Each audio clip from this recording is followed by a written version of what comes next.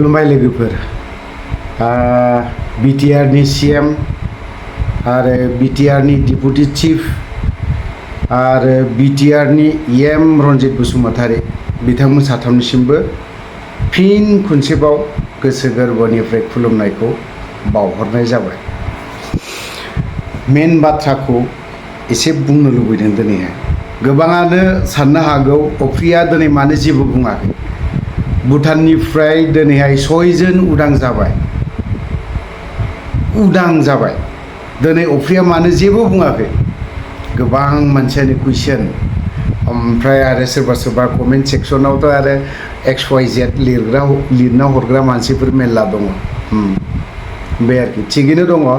बिथांमोननि लिरग्राया बै बेफोरबायदि उल्था लिरग्रा बिथांमोना नायाब्ला सोर नायबावगोन, नङा होनबा? बेफोरबायदि आरोखि आं बयनिबो सिगां आरो खनसेबाव फिन प्रमद बर' सार, रनजित बसुमतारी सार, गबिन्द बसुमतारी सार गोजोननाय बावहरबाय।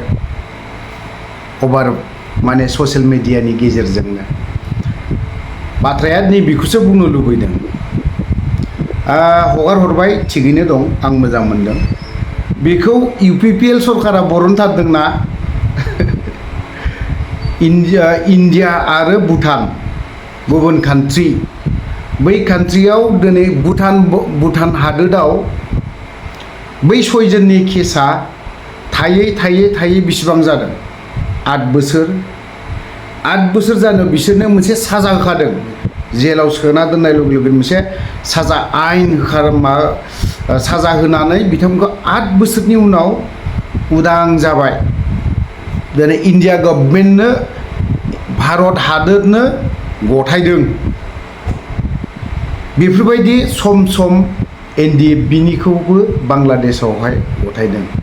एग्जाम्पलाव 3 बिसोरो मा, आं बिथांमोननि बाथ्राखौसो बुंबावगोन दिनै। नै मैयाथ' उदां जानाय, आं बेवहाय बारा बाथ्रा बुंनो लुबैयाखै। मोजां बाथ्रा जादों, मोजांनि बाथ्रा। इउनाइटेड फरामाव जाय स्टेटमेन्ट होदों बिथांनिसिमबो रोजा रोजा साबायखर। आरो बिनि खाथियाव थाफाग्रा बिथाङाबो बेसेबां गोथौनि ना, आं बिखौ लोगो मोनबाबो खुलुमखायो आरो दाबो खुलुमो। इसोर बिसोरो, खारन बिसोरो बै सासे सुबुङा 8 बोसोर जाना फैनाय ना, इसोरलै बिसोरखौ आं खुलुमो। बे आरोखि बाथ्राया जाहैबाय मा, बांलादेशआवहाय जेब्ला 2007आव ट्रेनिं लानो थाङो NDFB आफादावहाय, नैबे बेक्तिफ्रा साइडआव एसे होनानै दोनदों आं, बिथांमोना ट्रेनिं लानो थांदोंमोन। लानो थांनायाव 2007आव हमजादों, सिबायफोर हमजादों दै। मानगोनां प्रमद बर' सार, खोमाखौ एसे थिया खोनासंखा। बिथांमोना हमजादों 2007आव, हमजानानै उदां जाखांबाय 2017आवहाय। गासै बेसेबां जाखो? बिसोरो 10 बोसोर जेल जादों। बांलादेशआव 10 बोसोर जेल जादों। बांलादेशआव 10 बोसोर जेल जाखांनानै बिथांमोना सोर उदां खालामदों बिखौ? बर'नि इन्टेलेक्सुवेलनो, सोरबा लिडारनो रावबो लायाखै। आनखि NDFB-नि लिडारफ्राबो लायाखै। सोर लायदों बिखौ? बै सुबुंफोरखौ आलफानि अनुप सेथिया लायदों बिथांमोनखौ। लाबोखांनायनि उनावहाय आसामाव ग्रोब दोनफैबाय। मा, अनुप सेथिया मोना हगारना फैबाय आसाम पुलिसाव। दिनै बांलादेशआव 10 बोसोर गाहाम जेल जाबाय। मा खालामगोन? आइ गैया, आफा गैया, लुङि गांसे बायना हैग्रा गैया, थाव साफुन बायनानै होग्रा रावबो मानसि गैया।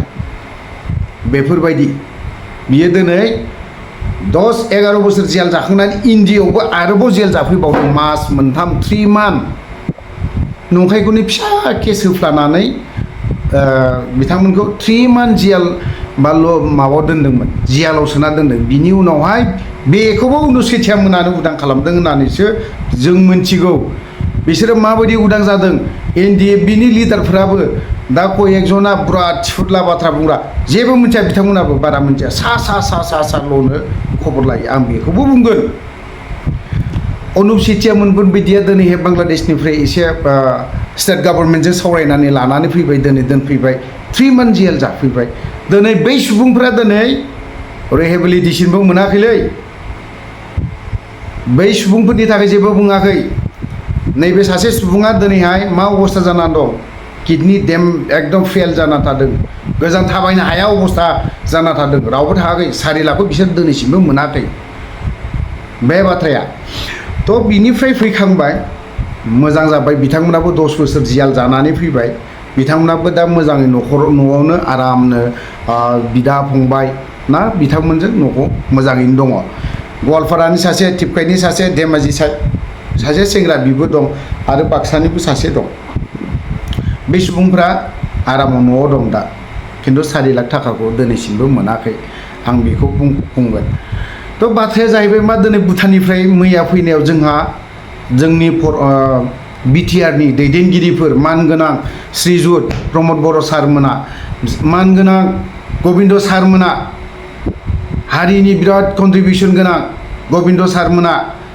सार फेरेंगा मोना बिराद गिदिर कन्ट्रिबिउसन गोनांमोन बिथांमोना सार प्रमद मोना दिनै बिथांमोननि सावरायनायाव एकदम जानो सम मोनलायै हर सान फुथार खामानि मावनायाव दिनै नैबे सयजना उदां जानानै फैदों आं बेखौबो मानिदों थिगैनो दं नाथाय बिथांमोना दिनैहाय मानो नोंथांनि आखायाव जुदि हगारथारबायबा नैबे जोंनि प्रमद बर' सारनि आखायाव जुदि रन्जित बसुमतारीनि सारनि आखायाव जुदि आरो नैबे गबिन्द सारनि आखायाव दिनै बिथांमोना बिराद मोजां रेलि होदों सान्थि गायसनबाय गोजोन गायसनबाय होननानै बिराद मोजां रेलि होलायदों टफि गानना गस्ला गुफुर गाननानै रेलि होलायदों दिनै सरकाराव थाग्राफ्रा बिनि उनावहाय दिनै मानो गुवाहाटियाव लांखो फर्मेल नियम निथि दङ दिनै नोंथांमोनानोथ' बुंदों जोंनि नाजानायाव उदां जाबोबाय थिगैयासै आं मानिदों उदां जाबोबाय दिनै नोंसोरनोथ' आरामनो न'आव दिनैनि दिनावथ' न'आव आरामनो आर'नाइ गानहोनायनि दिनमोन ना मानोथो दिनै स्टेट गभर्नमेन्टआ मानो लांखो दिनैहाय जोंनि नाजानायाव उदां जादोंनो बेखौ मानिदों आंबो नोंसोरनि नाजानायाव उदां जादों खिन्थु मानो स्टेट गभर्नमेन्टआ माबा मोनसे फाननानै माबा मोनसे फिसा केस होनानै गाबोननो जुदि ट्रोप सोनानै दोनोब्ला मा खालामगोन सार प्रमद सार गबिन्द सार रन्जित बसुमतारी मा खालामगोन नोंथांमोना दिनैहाय गावनि न'आव थानाय दैदेनगिरिफोरखौ दिनैसिमबो मानो उदां खालामनो हायाखै नोंनि न'आव आसामाव बिटिआर आरो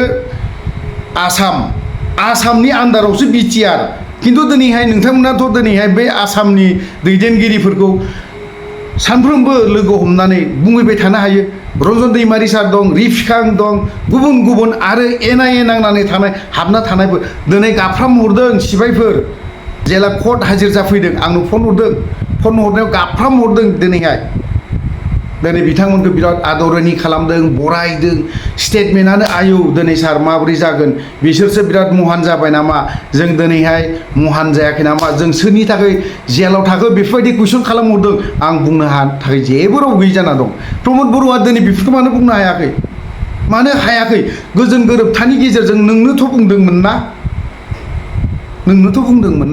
नोंनि न'आव थानाय मानसिफोरखौनो मानो थल'नो उदां खालामनो हायाखै दिनै बै भुटानाव दिनैहाय जायफ्रा दिनै उदां जाबोदों दिनै बिथांमोननिखौ मोनसे साजा होनानै बिनि साजाया जोब्बाय साजा जोबखांनायनि उनाव दिनैहाय इन्डिया गभर्नमेन्टनो हेन्ड अभार खालामदोंसो दिनैहाय निउस पर्टेलफोरावबो बिराद गिदिर बाथ्रा बुंदों आं बारा गोलाव बाथ्रा बुंनो सानाखै बेखौल' आङो जोबथारनायाव रन्जित बसुमतारी गबिन्द बसुमतारी आरोबाव प्रमद बर' सार जोबथारनायाव आं बेखौनो खुलुमहरबावबाय नोंसोरनि अननायाव रन्जन दैमारि सार आरो रन्जन दैमारिल' नङा एनआइए नांनानै थानाय थाबनो उदां खालामनानै होयोब्ला मोजां जागोन आरो जायफ्रा आंनि भिडिअखौ नायनो मोजां मोना दा नायखाबो थब्लंसो बुंखायो सिदा बाथ्राखा थ' लोगोफोर गोलाव बाथ्रा बुंबाय बावहायनो दोनथ'बाय जय बर' हारि